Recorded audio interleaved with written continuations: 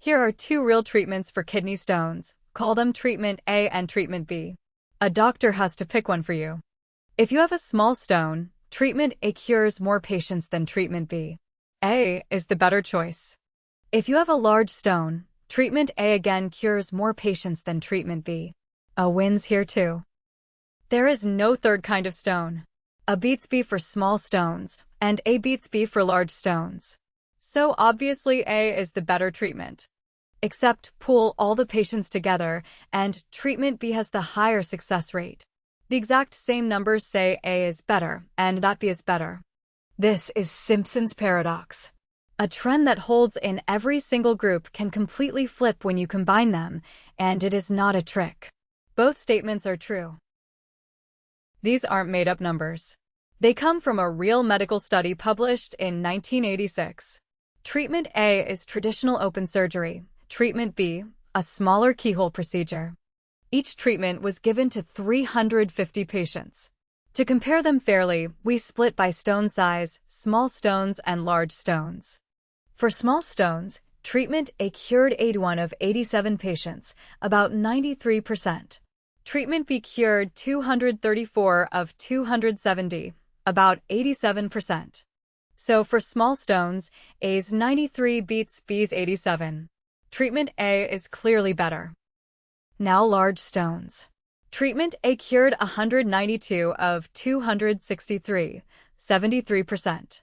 Treatment B cured 55 of 80, about 69%. 73 beats 69. So for large stones, treatment A wins again. In both groups, A is the better treatment. So let's just add everyone up. Treatment A cured 273 of its 350 patients, that's 78%. Treatment B cured 289 of its 350, 83%. 83 is bigger than 78. The treatment that lost in both groups wins the moment you merge them. Nothing was miscounted. Every number is exactly right. A is better for small stones, better for large stones, and worse overall, all at the same time. Sit with that. Treatment A is the better choice for a small stone, the better choice for a large stone, and the worst-looking choice if you don't know which, all from one honest table. To see how, stop staring at the success rates and look at who got each treatment. The answer is hiding in the group sizes. Treatment A, the serious open surgery, was given mostly to the hard cases. 263 of A's patients had large stones, and only 87 had small ones. Treatment B got the easy cases. 270 of B's patients had small stones, and just 80 had large ones. The mix is almost exactly reversed. And large stones are simply harder to cure for either treatment. So treatment A was quietly playing on hard mode, handed the toughest patients, and still nearly matched B overall. Comparing the two overall rates is like judging two doctors when one was given all the sickest patients. The total isn't measuring the treatment. It's measuring the patients. Here's the machinery underneath. An overall rate is just a weighted average of the group rates, weighted by how many patients sit in each group. Treatment A's overall number gets dragged down because most of its patients were the hard, large stone cases with lower success rates. Treatment B's overall number gets lifted up because most of ITS patients were the easy, small stone cases. The weights, not the treatment, decide the total.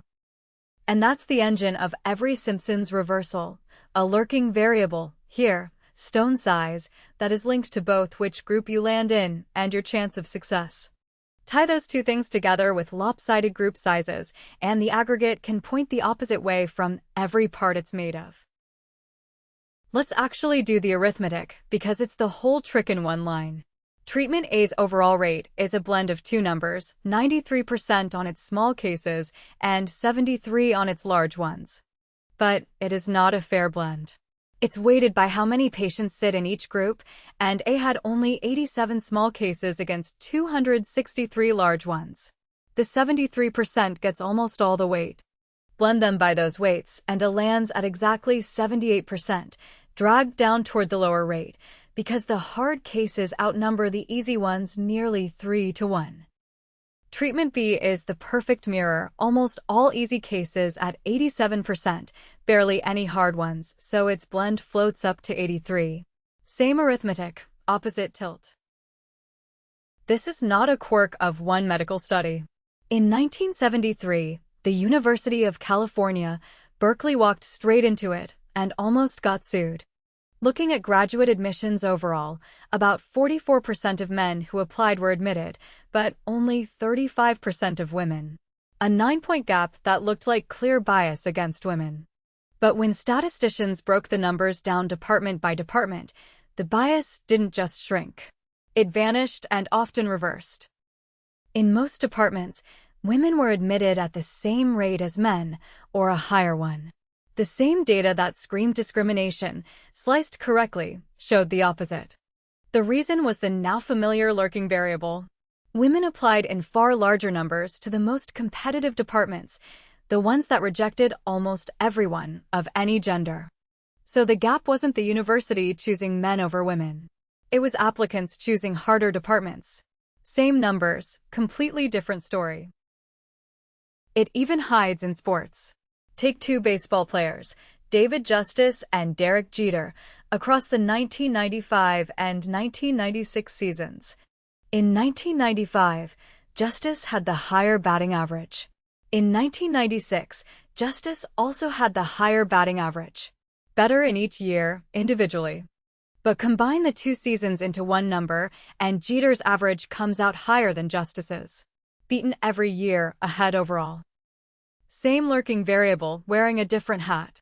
Jeter took most of his at-bats in his strong 1996 season. Justice's were split more evenly across the 2 years. The actual figures, across both seasons combined, Jeter hit .310, Justice .270. A 40-point gap in Jeter's favor, built entirely out of seasons Justice won. The weighting flips the winner, exactly like the kidney stones, exactly like Berkeley. Different field, identical paradox. Which raises the real question.